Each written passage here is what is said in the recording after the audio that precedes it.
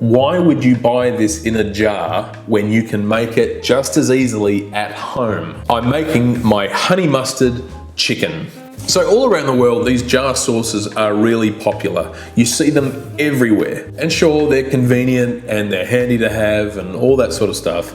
But have you ever read the label on one of those things? Have you ever read what's actually in them? I'm gonna show you how you can make it at home. It's gonna taste even better, 10 times better, without all the nasties in there. So into a bowl, I'm gonna mix my whole grain mustard, or the seeded mustard, some garlic, and of course some honey, and I'm gonna season with salt and pepper.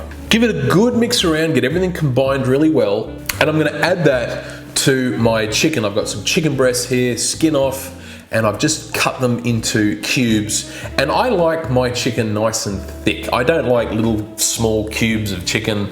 Give me something decent to eat.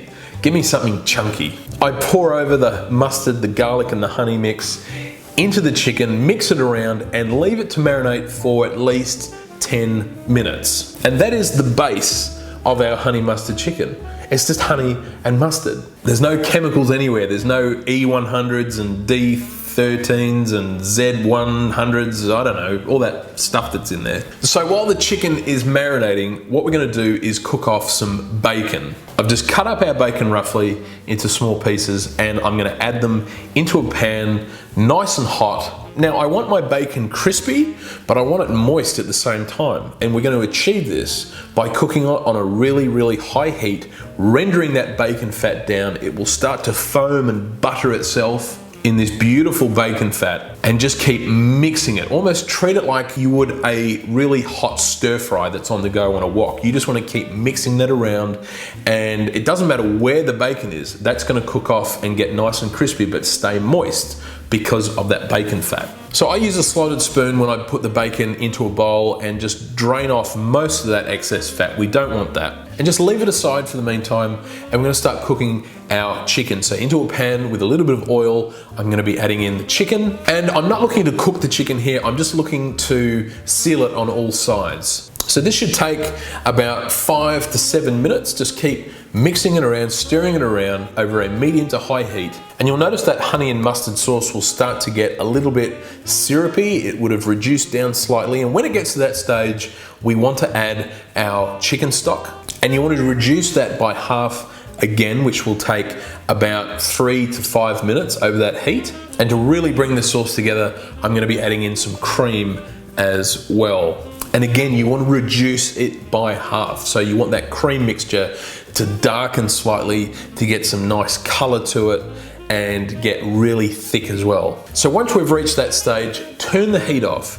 We're gonna add in the bacon. I'm also adding in some freshly chopped parsley, because you know I've got it growing out there like weeds at the moment, so I've got to use it every chance I get. I hit it with a little bit more seasoning, just some salt and pepper, give it a mix round, and then I add some pasta to it. Now this bit is optional.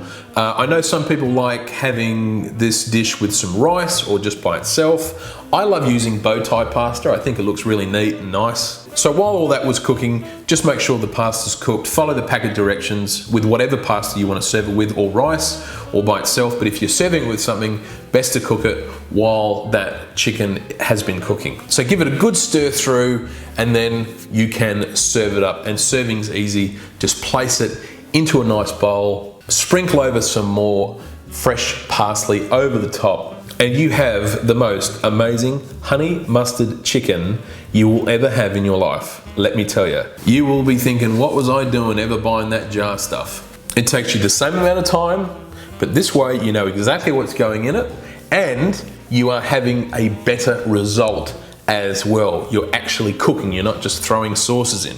Now this recipe is perfect for the family, especially family style. Everyone can just get stuck into it. So if you're after the recipe, please give this one a try.